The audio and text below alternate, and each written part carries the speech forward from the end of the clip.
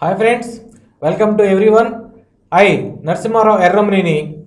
Today we are discussing important topic in hydrogen and its compounds. Okay, in previous videos we discussed what is hydrogen, source of hydrogen, isotopes of hydrogen, and preparation properties, methods of hydrogen. Okay, and next one is hydrates. Okay, in these hydrates, how the hydrates are classified, type of hydrates, and already we discussed about the ionic hydrates. Ionic hydrates. Okay, in this video, now we are discussing about the covalent hydrates or molecular hydrates. Covalent hydrates or molecular hydrates. Okay. Okay. Covalent hydrates or molecular hydrates. First, preparation. How these are obtained? In preparation method, these covalent hydrates are obtained by the preparation.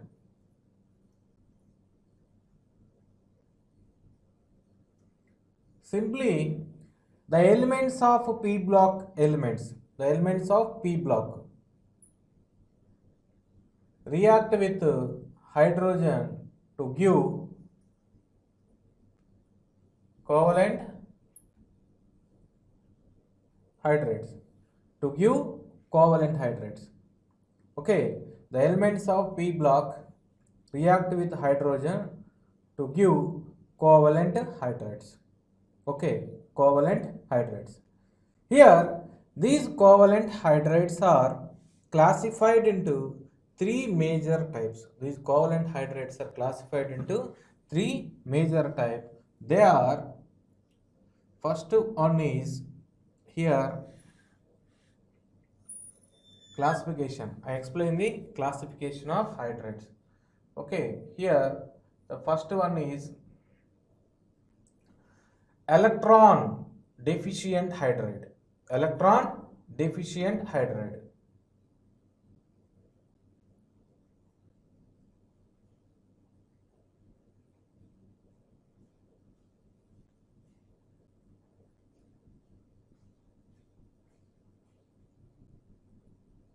And second one is electron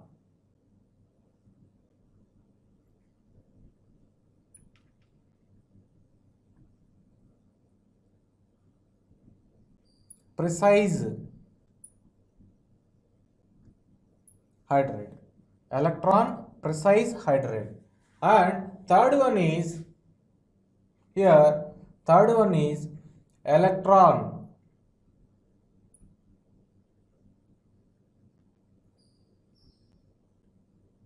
rich hydrate.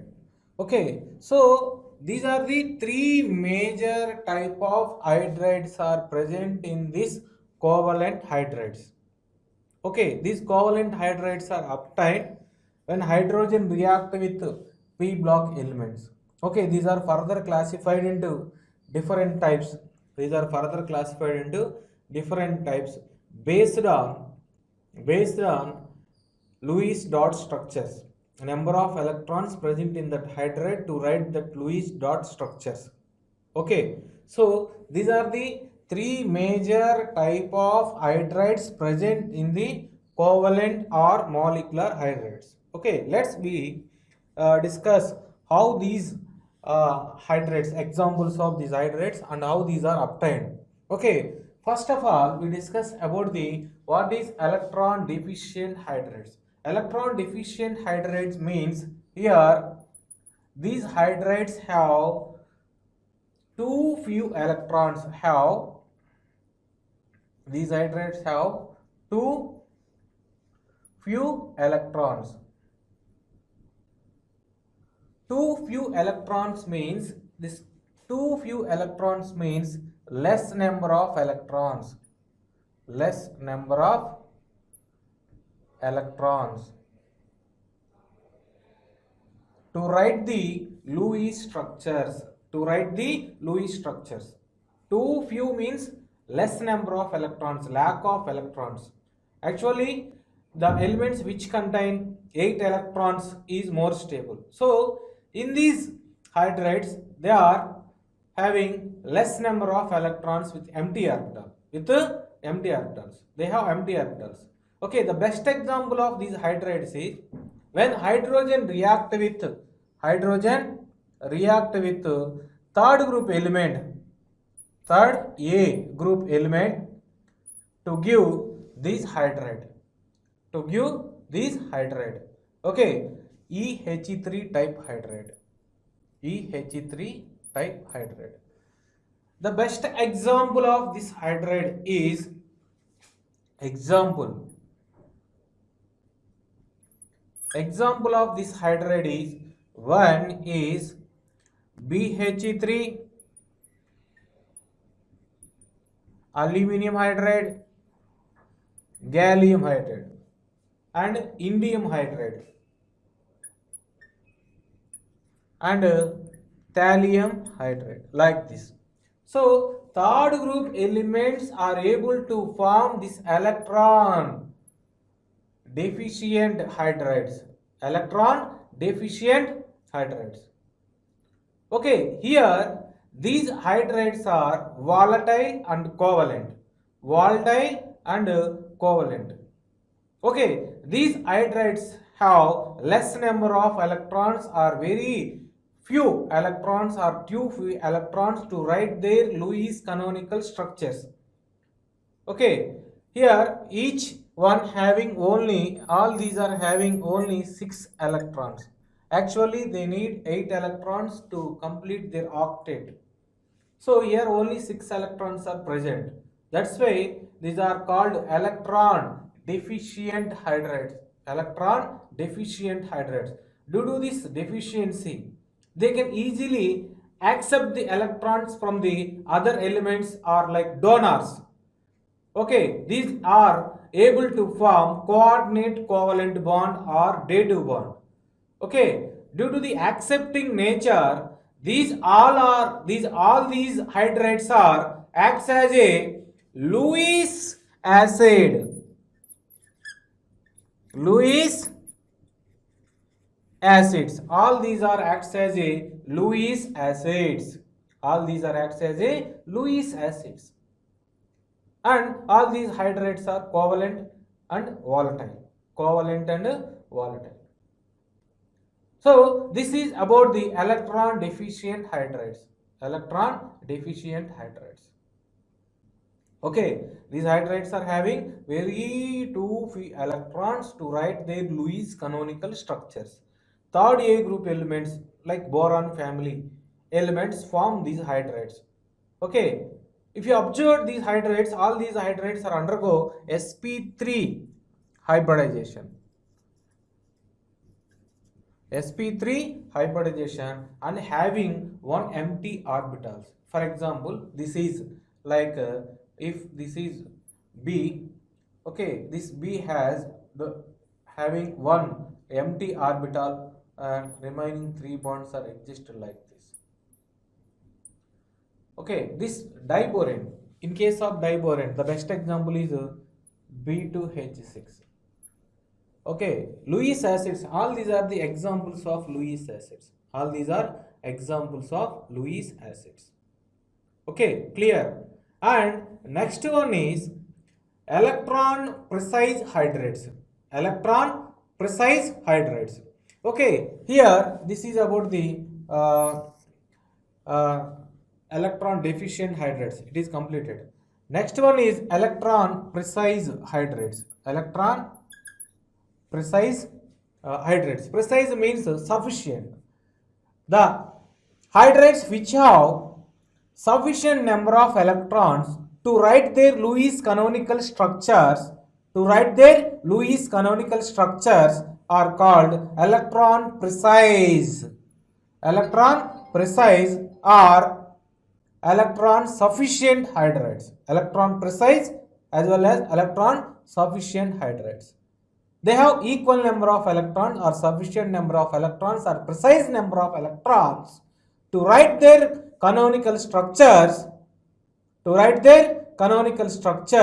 Are called electron precise hydrides.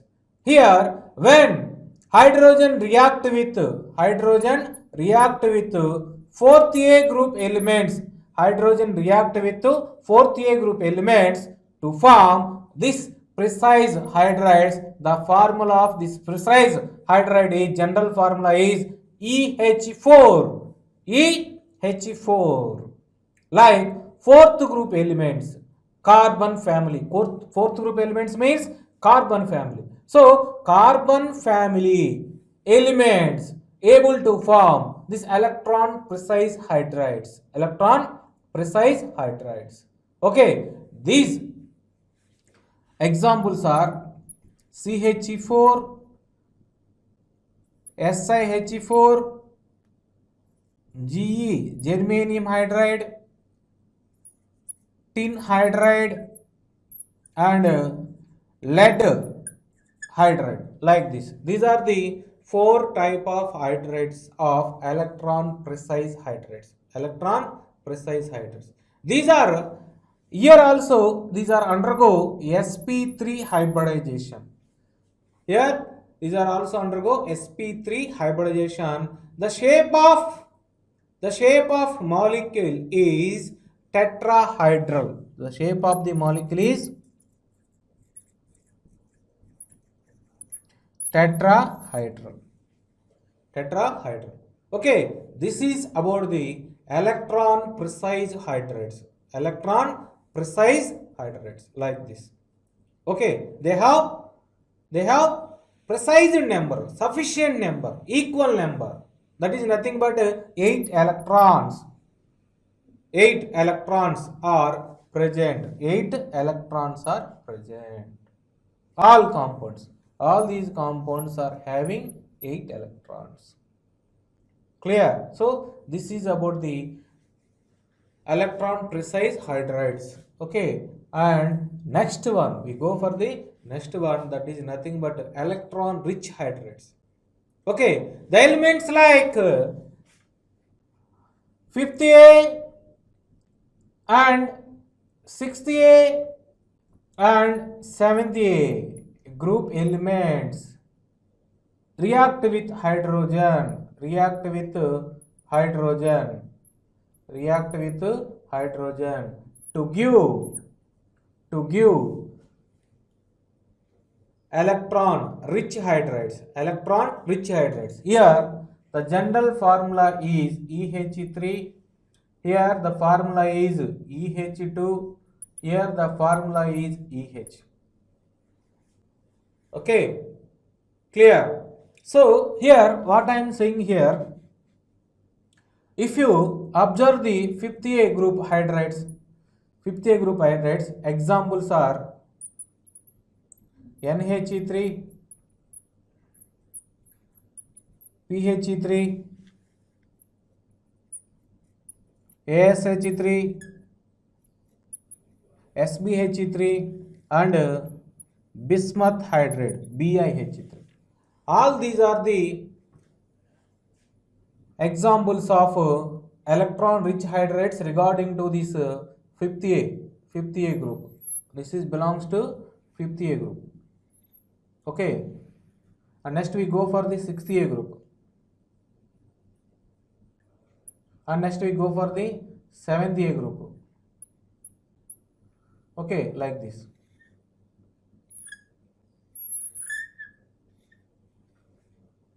Here the examples of 7th A group are H2O. 6th A group means oxygen family. Oxygen family examples are H2O, H2S, and selenium hydride, tellurium hydride, polonium hydride, like this. And 7th A group, HF, HCl, HBr, and HI. Here this compound is unreactive, astatic. Okay, so these are the examples. Each one, all these are undergo sp3 hybridization. All these are also undergo sp3 hybridization. But here shapes are different. Here these are having planar shapes. these are having tetrahedral shape, and these are having electron rich hydrides, each one having each group elements. Okay, here the shapes of the molecules depends upon the shape of the molecule depends upon number of lone pairs and number of bond pairs. Already it is explained in Vesper theory, valency shell electron pair repulsion theory. Okay, in previous videos, I already explained about the shape of the molecule based on the number of lone pairs and bond pairs. According to Vesper theory, here the shape of these elements is pyramidal, and the shape of these elements is bent or V shape, bent or V shape. Okay, like that. So here the shape of these molecules also like linear. Here what I am saying is these group elements are acts as a Lewis, all these are acts as a Lewis base, Lewis base. Why? Because the hydrides which have more number of electrons to write their canonical structures are called electron rich hydrides. Due to the presence of that excess electrons, excess means they have lone pair of electrons. Okay, so that lone pair of electrons, that is lone pair of electrons, due to the presence of lone pair of electrons, these are acts as a Lewis bases. Why? Because they can easily donate the electrons to electron deficient hydrides. Okay, all these are acts as a Lewis bases. And also nucleophiles, these are acts as a nucleophiles. In organic chemistry, this point is most important. Okay, electron donors, electron donating groups also. Okay, like this, like NH2. From this NH3, NH2 is NH2 is attached to ring. So all these groups H2O, H2S, NH3, pH3, all these are acts as electron donors or donating groups. A Lewis bases, simply it is called Lewis bases, and all these are undergo sp3 hybridization. Here electron deficient hydrides are acts as a Lewis acids, electron rich hydrides acts as a Lewis bases, but electron precise or sufficient hydrides neither Lewis acids nor Lewis base. Okay, why? Because these are not electron deficient, these are not electron rich, these are electron precised compounds, electron precised compounds. Okay, so these are not neither acts as Lewis acids nor Lewis base, these are neutral compounds. Okay, neither donate the electron nor accept the electron, neither donate the electron nor accept the electron, like that. Finally, what I am saying here, in objective point of view, they may ask the questions. They give some options. Which of the following is electron deficient hydride? Which of the following is electron precise hydride? Which of the following is electron rich hydride or covalent hydride? Like that. They ask the questions like that. So if you know this entire chart, if you understood this concept or tabular form, you can answer the questions asked in the MSET. Sometimes they also ask the questions in a main section. Okay, so this is the covalent hydrides or molecular hydrides. Okay, next we discuss about the metallic or non-stoichiometric hydrides. Metallic or non-stoichiometric hydrides. Okay, here these hydrides are formed when hydrogen react with like P D block or F block. D block or F block elements to give uh, E, sorry, all these are the metals, that's why we represent the M. Okay, represented with M. MH x point y. MH x point y means its value is fraction 1.5, 2.5, like that. So, these hydrides are called non-stoichiometric hydrides. Non-stoichiometric hydrides. Why? Because the ratio of hydrogen is non-stoichiometric in ratio. The ratio of the percentage of hydrogen is non-stoichiometric in ratio. That's why these hydrides are called non-stoichiometric hydrides. Okay, like zirconium hydride, lanthanum hydride, titanium hydride, like that. Here, what I am saying here, these are like ionic hydrides. These are all also having a little bit of ionic character, and moreover, exhibit the, according to properties of these hydrides, exhibit the electrical and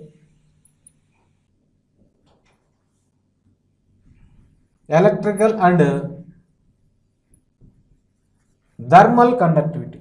Exhibit electrical as well as thermal conductivity. It means they allow to flow of heat or current through them. Why? Because these are the metals, made up of metals.